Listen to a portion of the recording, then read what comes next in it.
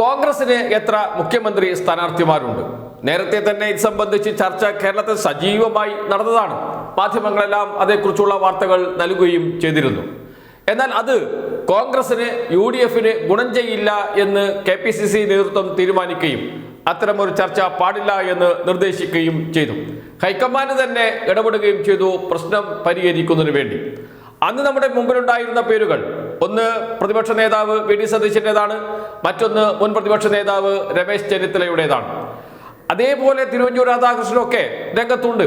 രണ്ടുപേരും തമ്മിലുള്ള എന്ന് വെച്ചാൽ VD സതീശനും രമേശ് ചെന്നിത്തലയും തമ്മിൽ നേരിട്ട് ഏറ്റുമുട്ടിയാൽ മുകളിൽ നിന്ന് KC വേണുഗോപാൽ ഒത്തുതീർപ്പ് സ്ഥാനാർത്ഥിയായി ഇറങ്ങി വരും എന്നും കോൺഗ്രസ് നേതാക്കൾ തന്നെ കരുതുകയും അടക്കം പറയുകയും ചെയ്യുന്നുണ്ട്. പരസ്യമായി പറയുന്നില്ല എന്ന് മാത്രമേ ഉള്ളൂ. ഇതാണ് കേരളത്തിലെ കോൺഗ്രസിന്റെ ഇന്നത്തെ സ്ഥിതി. മുഖ്യമന്ത്രി സ്ഥാനാർത്ഥിയാവാനുള്ള അടി കോൺഗ്രസിൽ ഇന്നേ ആരംഭിച്ചിരിക്കുന്നു. നേരത്തെ പരസ്യ ചർച്ച നടന്നിരുന്നുവെങ്കിൽ ഇന്നത് രഹസ്യ ചർച്ചയായി മാറിയിട്ടുണ്ട്. എങ്ങനെ പരസ്പരം കാലുവാരാം എന്ന ചിന്ത കോൺഗ്രസിൽ ഇപ്പോഴേ രൂപപ്പെട്ട് വരികയും ചെയ്തിട്ടുണ്ട്. അപ്പോഴാണ് കേരള രാഷ്ട്രീയത്തിലേക്ക് വീണ്ടും സജീവമായി വരുന്നത് ശശി തരൂർ. അദ്ദേഹത്തിന്റെ ഒരൊറ്റ ലേഖനമുണ്ടാക്കിയ ചർച്ച ഇതുവരെയും കോൺഗ്രസിൽ അടങ്ങിയിട്ടില്ല. കേരളത്തിൽ അത് ഒരു തുടർ ചർച്ചകൾക്ക് തന്നെ വഴിവെക്കുകയും ചെയ്തിട്ടുണ്ട്. നേരത്തെ ശശി തരൂർ കേരളത്തിലെ കോൺഗ്രസിന്റെ നേതൃത്വം ഏറ്റെടുക്കാൻ 2026 തെരഞ്ഞെടുപ്പിൽ മുഖ്യമന്ത്രി സ്ഥാനാർത്ഥിയാകാനുള്ള ശ്രമം നടത്തിയിരുന്നു. അതിന് A ഗ്രൂപ്പിന്റെ പിന്തുണ ഉണ്ടായിരുന്നു, കുഞ്ഞാലിക്കുട്ടിയുടെ മുസ്ലിം ലീഗിന്റെ പിന്തുണ ഉണ്ടായിരുന്നു, കേരളത്തിലെ ക്രൈസ്തവ സഭകളുടെ പിന്തുണയും കൂടി ഉണ്ടായിരുന്നു.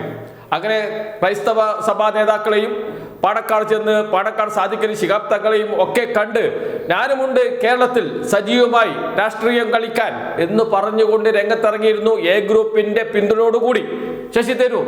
എന്നാൽ അന്ന് A ഗ്രൂപ്പിലെ ചില നേതാക്കളും VD സതീശനും രമേശ് ചെന്നിത്തലയും എല്ലാവരും ഒന്നിച്ചു നിന്ന് ശശി തരൂരിനെ കേരളത്തിൽ നിന്ന് ഓടിക്കുകയാണ് ചെയ്തത് ദില്ലിയിലേക്ക്. ഇപ്പോഴിതാ വീണ്ടും ലോഞ്ച് ചെയ്തിരിക്കുന്നു ശശി തരൂർ. ആ ലോഞ്ച് വലിയ ചർച്ചയായി മാറുകയും ചെയ്തിട്ടുണ്ട്. ഇപ്പോൾ ലോഞ്ച് ചെയ്തിരിക്കുന്നത് ഏതെങ്കിലും ഗ്രൂപ്പിന്റെ വക്താവായിട്ടല്ല, അതിനപ്പുറത്തേക്ക് കേരളത്തിന്റെ പൊതു നേതാവായി ഞാൻ മാറുന്നു എന്ന പ്രതീതി ജനിപ്പിക്കാനാണ് ശശി തരൂർ ശ്രമിച്ചത്. അതിലൂടെ അടുത്ത തവണ കോൺഗ്രസ് UDF ജയിക്കണമെങ്കിൽ എന്നെ സ്ഥാനാർത്ഥിയാക്കണം, മുഖ്യമന്ത്രി സ്ഥാനാർത്ഥിയാക്കണം എന്ന സന്ദേശമാണ് അദ്ദേഹം കോൺഗ്രസ് നേതാക്കൾക്ക് നൽകുന്നത്. ഏതെങ്കിലും രാഷ്ട്രീയ പാർട്ടി നേതാക്കളെയോ പ്രവർത്തകരെയോ പിണക്കാത്ത രീതിയിലാണ് അദ്ദേഹത്തിന്റെ നീക്കം. എന്ന് വെച്ചാൽ പ്രതിപക്ഷ രാഷ്ട്രീയ കക്ഷി നേതാക്കൾക്ക് പോലും സ്വീകാര്യനാകുന്നു, പ്രവർത്തകർക്ക് പോലും സ്വീകാര്യനാകുന്നു.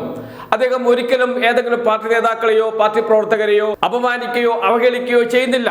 അതുമാത്രമല്ല, അവരെ പ്രകോപിതർ പോലും ആക്കുന്നില്ല. അത്രമാത്രം അവധാനതയോടുകൂടിയാണ് ശശി തരൂർ മുന്നോട്ട് നീങ്ങുന്നത്. എന്ന് വെച്ചാൽ എല്ലാ രാഷ്ട്രീയ പാർട്ടികൾക്കും അതീതനായ ഒരാൾ ഞാൻ, ഒരു നേതാവ് ഞാൻ എന്ന രീതിയിലേക്ക് ഒരു പ്രതിച്ഛായ സൃഷ്ടിക്കാനാണ് അദ്ദേഹത്തിന്റെ ശ്രമം. അങ്ങനെ ശ്രമിക്കുമ്പോൾ അദ്ദേഹത്തിന്റെ മുന്നിൽ രണ്ട് വഴിയുണ്ട്. കോൺഗ്രസിന്റെ മുഖ്യമന്ത്രി സ്ഥാനാർത്ഥിയാകാം. ശശി തരൂർ ആണെങ്കിൽ എളുപ്പത്തിൽ UDFന് ജയിച്ചു വരാൻ കഴിയുമെന്ന പ്രതീതി ഉണ്ടാക്കിയെടുക്കാം. അതോടൊപ്പം കോൺഗ്രസ് അദ്ദേഹത്തെ പൂർണ്ണമായും തള്ളിക്കളയുകയാണെങ്കിൽ, കോൺഗ്രസ് അദ്ദേഹത്തിന്റെ ഈ നീക്കത്തെ അവഗണിക്കുകയാണെങ്കിൽ, ഇപ്പോൾ നടന്നുകൊണ്ടിരിക്കുന്നത് അതാണ്, അവഗണിക്കുകയാണെങ്കിൽ മറ്റു വഴി തേടാം.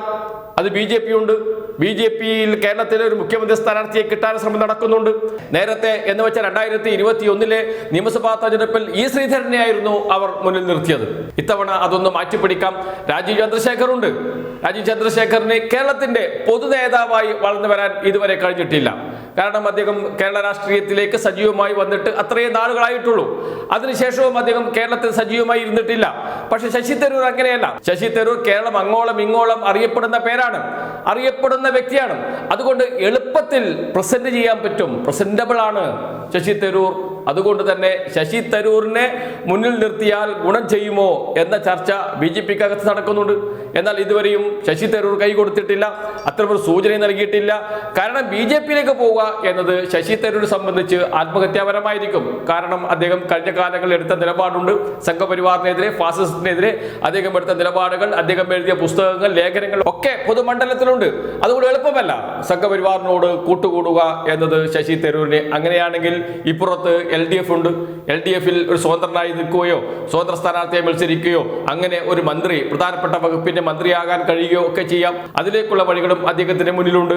അതുകൊണ്ട് അദ്ദേഹത്തിന്റെ ഇപ്പോഴത്തെ വഴി കേരളത്തിൽ മധ്യവർഗത്തിന്റെ, വിദ്യാർത്ഥികളുടെ, ചെറുപ്പക്കാരുടെ, തൊഴിൽ തേടി നടക്കുന്നവരുടെ അതോടൊപ്പം തന്നെ മിഡിൽ ക്ലാസിന്റെ ഒക്കെ ഒരു ആളായി നേതാവായി മാറുക, അതോടൊപ്പം തന്നെ കേരളത്തിന്റെ പൊതു നേതാവായി മാറുക എന്ന രാഷ്ട്രീയ തന്ത്രമാണ് അദ്ദേഹം പയറ്റുന്നത്.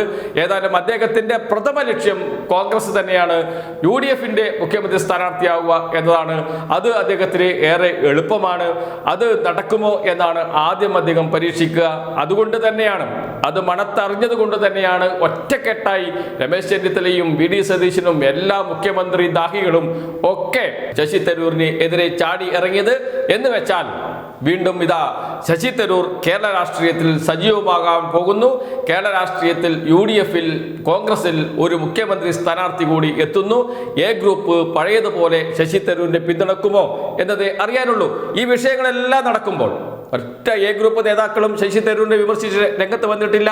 KC ജോസഫ് സംസാരിച്ചിട്ടില്ല, ബെന്നി ബെഹനാൻ സംസാരിച്ചിട്ടില്ല, ആന്റണി സംസാരിച്ചിട്ടില്ല, ഒരു കോൺഗ്രസ് നേതാവും രംഗത്ത് വന്നിട്ടില്ല എന്ന് നോക്കണം. എന്ന് വെച്ചാൽ ചില കണക്കുകൂട്ടലുകൾ ഉണ്ട് എന്നർത്ഥം. അത് തന്നെയാണ് ശശി തരൂർ ലക്ഷ്യം വെക്കുന്നതും അതിലേക്ക് തന്നെയാണ് ശശി തരൂർ പോകുന്നതും. അങ്ങനെ പോകണമെങ്കിൽ കേരളത്തിന്റെ പൊതു നേതാവായി മാറണം. അതിനുള്ള ശ്രമങ്ങളാണ് അദ്ദേഹം നടത്തിക്കൊണ്ടിരിക്കുന്നത്. ഫേസ്ബുക്ക് പോസ്റ്റിൽ നിന്ന് നരഭോജികളുടെ പാർട്ടി CPM എന്ന വാക്ക് പിൻവലിച്ചതിന് പിറകിലും CPM പ്രവർത്തകരെ പോലും ശത്രുക്കളായി കാണേണ്ടതില്ല, ശത്രുക്കളായി കണക്കാക്കുന്നില്ല, അവരുടെയും കൂടി ഒരു സ്നേഹം പിടിച്ചുപറ്റുക എന്ന തന്ത്രവും കൂടിയുണ്ട് എന്ന് വേണം കരുതാൻ.